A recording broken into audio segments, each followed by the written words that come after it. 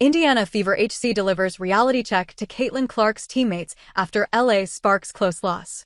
Remember when people mocked the Sky for celebrating their win over the Sparks, saying it's a bottom team? Funny how that narrative flipped when the Fever dropped their second game. And the why for Fever is simpler than we thought. It's something that they have been battling time and again this season. A lack of discipline and hence inconsistency. It's the only way to explain how they snapped a 3-game winning streak against the second worst ranked team in the league. Although another reason could be fatigue, because Indiana has played 9 games in 18 days.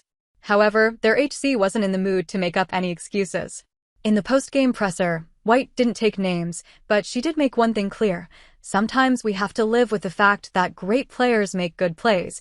At the end of the day, we have to be more disciplined. We bailed them out by fouling. Although, if you watch the action live, it's not hard to tell that White was calling out Natasha Howard and Ari McDonald.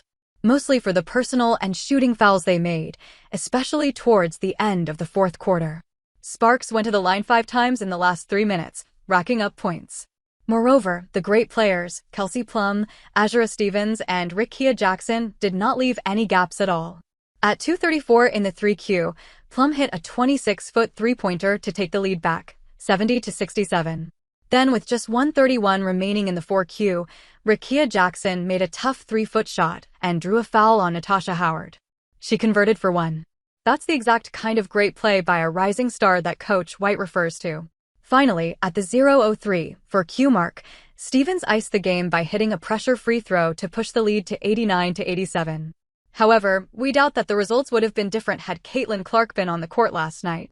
Because they have been here before, just last season. The Fever somehow fell to last-ranked wings. Even though Caitlin Clark played and set a new single-game WNBA record with 19 assists, it was marred by lackluster team defense and turnovers.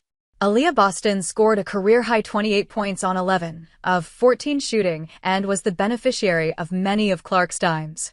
But nothing was enough to stop them from dropping to 12-15 going, while the Wings moved to 6-19. So, with or without Cece on the hardwood, Fever's habit of folding in crunch time persists, yet they have been looking forward to the reigning rookie's return. Why? The Indiana Fever just played their 5th straight game, and 10th this season, without Caitlin Clark. She is still out with a groin injury. Earlier this year, when Clark missed 5 games due to a quad strain, the team looked lost and inconsistent. But this time around, things were different, at least at first. The Fever played with way more energy. They were showing a level of teamwork and defensive toughness that had been missing. They even scored back-to-back dominant wins against top teams like the Minnesota Lynx and Las Vegas Aces. It hinted at a real shift in their identity. Head coach Stephanie White pointed this out before the July 5th game, saying, "I think we've found a little bit more of an identity defensively with this group. We're continuing, offensively, to move the ball a little bit better, to find our spots individually. And I think that that's helped us." But that momentum took a hit when they lost their latest home game to the struggling Los Angeles Sparks, one of the worst teams in the league. The loss was a reality check. Because as good as this group's chemistry has been, Caitlin Clark's absence still hurts in close games. White kind of predicted it. "I don't know that we're where we're going to be because Caitlin hasn't been on the floor." That's obviously a huge piece for us and what we do. Even while praising the team's improved defense and connectivity, the message was clear. Caitlin Clark is the key to taking the Fever from solid to legit contenders.